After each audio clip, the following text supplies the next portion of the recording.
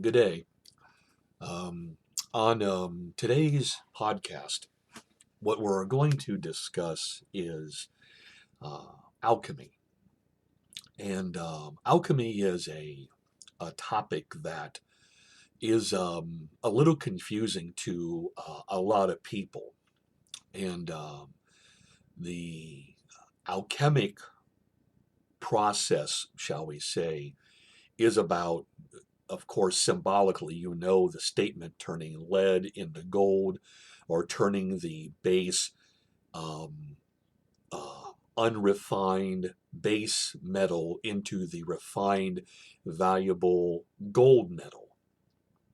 And there's a reason this symbolism is used and talked about endlessly in the alchemic terms um, and the systems.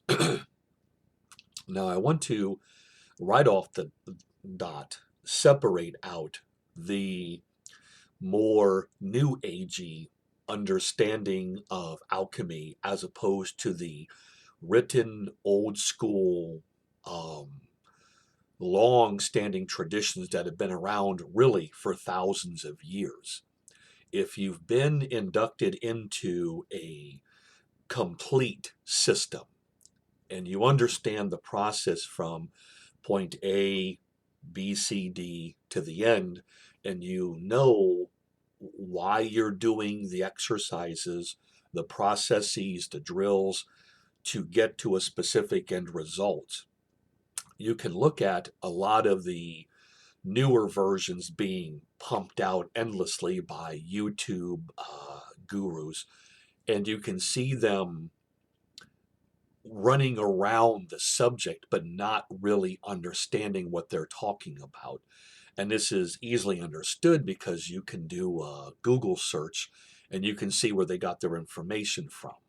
They don't have many of the key elements, principles, terminology, and understanding of the symbolism associated with the whole alchemic process. And so um, be very wary when someone tells you they're going to explain alchemy to you, but they don't have a long-standing tradition they've been a part of. They've just learned a few things on Google. They bought a few books. They've Yahooed a few things, and then they kind of mash them together. And the presentation can sound overall very awe-inspiring what they're talking about. But again, um, all of that talk really amounts to nothing if you don't have a method to get from point A to B. Now, the methods, confusingly said by one of these New Age teachers, are in some countries, some places around the world. It's actually all around the world. If you, again, understand the alchemic process, you can see it in many of the more esoteric hidden traditions of various old communities going back to ancient tribalistic times. The principles are there nonetheless. Even if the language isn't as complex and refined, the reasoning of why something's being done and raising up that internal energy to purify the body and bring about that cauldron boiling like change. And that's why, in many of the more complicated traditions that are long standing, such as Neidan in Chinese, Taoist traditions, Buddhist traditions, the various traditions coming out of China, as well as many of the other um, Korea, Japan, Vietnam, many of these countries that have these long standing tradition of the internal arts, you see that they focus on the symbolism of the ding or the cauldron. Because the cauldron, if you look at it, it's the small circle or the upper body, and then the bigger circle, the lower body, the belly, the cauldron where the breath is. And you see that's also, they're painted on those gourds small gourd top, big bottom. That's the body sitting in the meditation stilled position to then cultivate the energy because the mind is stilled. Now, this doesn't mean that the cultivation or the alchemic process, which is Neidan in Chinese, is done always seated. There's standing, lying, seated. There's many methodologies to bring about this change in the body and the body's energy and the long-standing essence of the body, which is called Jing, and the chi, which circulates through the body, the bioelectrical energy of the body. There is the fire of the alchemy process that you see in the beakers of the alchemists boiling the bad metals or essences to get the refined gold. That process of burning off is done through sweat and stretching and massage and movement, as well as the Shen, the spirit, being aligned with the Yi, the mind. And all of these things are unified together in your cauldron, boiling and revolving and moving and stirring, like when you do a specific type of Qigong or Neidong movement to bring about this purification and change. And you see this not in just specific areas, but worldwide. Again, once you understand the keys of what you're looking for, you can pick up an alchemic text of medieval Europe, drawings from India, um, even like drawings from traditions in Egyptian times. You can look across the board and you can understand what they're actually getting at when they're showing these techniques in the process of raising up the energy, the spirit, the chi of the body, and you're purifying, bringing about a rebirth. That's where the gold comes into play. If you look at, like with the seated Qigong book that I published, you'll see the drawing I put on the cover, which was a reproduction of another drawing of a man sitting in meditative position again, and there's a small being in his belly. This is bringing about the enlightened version of yourself that you're cultivating in your cauldron and going to bring into existence through you. So that's really the alchemic reasoning, is to bring about a rebirth of yourself to a purified gold version of yourself, which is valuable. Now, many times people ask, well, why is gold the symbolism associated with so many alchemic texts? And that's really European, more so focused symbolism. If we look at gold, we see that it's been used many times in healing processes. Um, Pure metallic gold, the element, is non-toxic and non-irritating when ingested by human beings. It has many properties of protecting electronics, mechanical devices from EMF radiation waves. So we can look at a purified, reborn body as being something that is protected from the natural environment. And this is where you get into with the Neidong texts, texts of Chinese practice for longevity, where you're seeing that you're going to become a immortal, and that's where you're not harmed by aging anymore. We can all hope to reach immortality, but the immortality can be seen more so of longevity, and then when the spirit leaves the body, which hopefully has really good health and wellness for an extended period of maybe into your hundreds, because you've practiced these techniques. When the spirit leaves the body, it is a more enlightened spirit or reborn, purified being, and you're not going to be stuck in the cycle of rebirth in a lower existence. Once you leave, you can go on to a tien or a heavenly rebirth. And so the process of this alchemy carries you not only in this body, but in the afterlife beyond just the mere flesh that you've hopefully strengthened with some of the alchemy. And there's various ways in which to achieve this, various systems. It just depends on which one you are able to be inducted into. And it also allows you, like I said, when you see the various alchemic textbooks from all the drawings, especially in medieval Europe, boiling the liquids, the tubes and everything coming down and the fires, you'll understand what it is they're actually practicing.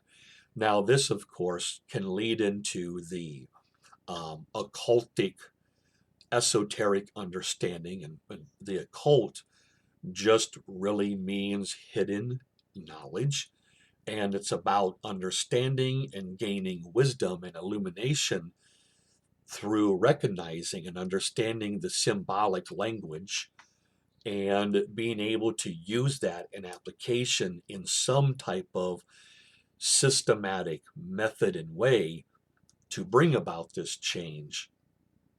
And um, but again, you're not going to sit down with a test tube and boil a bunch of lead and gold's going to be created.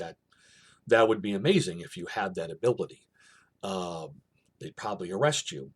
But it's about internal change and changing of the psyche, the mind, the spirit, the physical body, strengthening it to be purified into a better form. It's around a holistic change, and the change, because it takes an amount of time of discipline and application. This is why the image many times is of the alchemist by themselves, off in their lab, in a cave somewhere, hidden in a monastery. Um, Even in the more complex Buddhist traditions, the alchemic process or the yoga, or what's called sometimes trokor, bringing about this physical change, is done in completely black room, to where you literally visualize and bring about seeing tigles or circles of light outside the body and inside the body. So the fires that you're bringing about and raising up can be visualized and seen at some point in dark settings, but that gets into complex, esoteric, occultic, hidden practices, which are not known by a lot of people. That's why they're hidden, because only specific people that you know are going to adhere and take the practice seriously, the hidden knowledge you're giving out. That's why they only give it to certain disciples who have taken the time to prove that they want to learn these practices.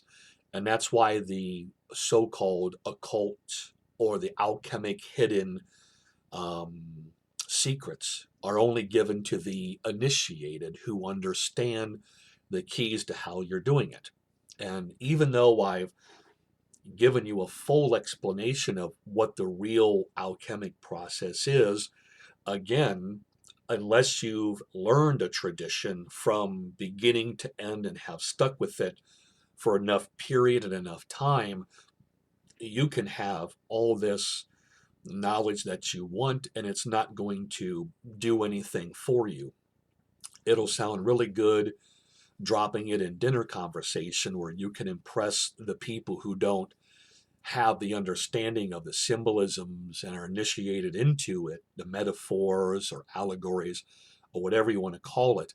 But again, unless you know the techniques and how to apply them one step after the other to get to that long term accomplishment of health and wellness, and changing the form of the mind from the more base lead version of thinking to the purified, healthy, protective gold version.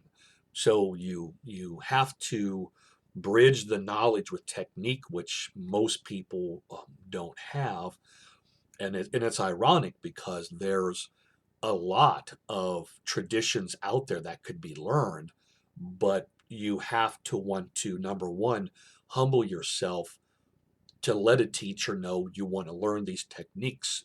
Number two, put all the time required into it over an extended period. It's not just something overnight, it's not going to happen like that. And in this McDonald-fied culture, this is where a lot of people fall short. They want instant gratification, instant results, and it's just not going to happen in the internal arts of transforming yourself. That's just not reality. That's a state of mind that's been honed in people from day one, especially in the Western culture with materialism and everything along those lines and instant gratification to enslave people to get their fixes from people selling it to them. But the alchemic process shows you how to truly change yourself and root and ground yourself in your cauldron and bring about real, well, ecstasy and transformation in you, that you can feel a loving kind and happiness at this. And that's why these methods are not liked by the sellers of this quick fix high that they push through products and materialism, because those don't ground you and root you and give you an extended result like the alchemic process does. And so that's why they are the gold standard of true value in learning something that's going to be forever blessing you once you actually take the process to learn them.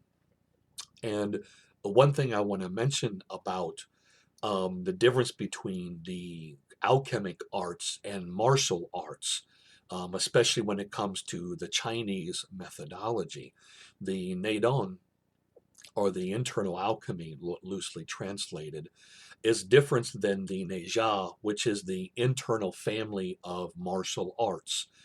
The Neja, or the internal family of martial arts, definitely our Neidong have internal alchemy to them, but they also have the principles of Chun, or boxing fist application.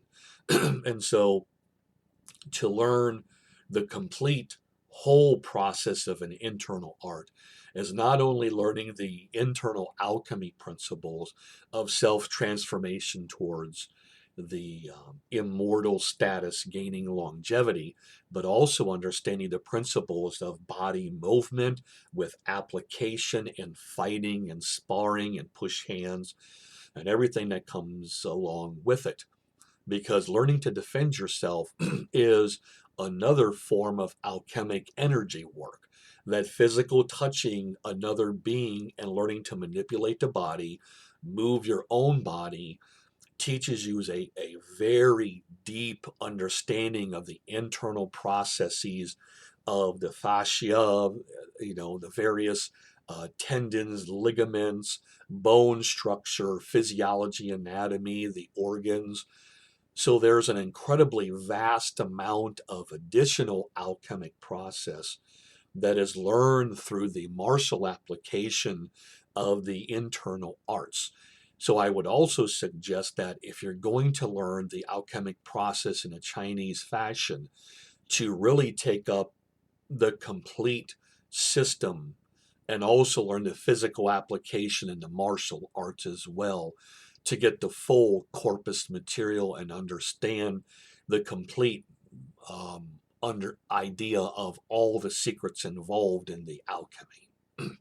So with that being said, if you have any other questions about the alchemy, the various traditions that are available, or more details, just please shoot me an email or post on the Red Lotus Temple's Facebook page, or comment under this video, and I can further explain other details to you. And thanks for joining me today.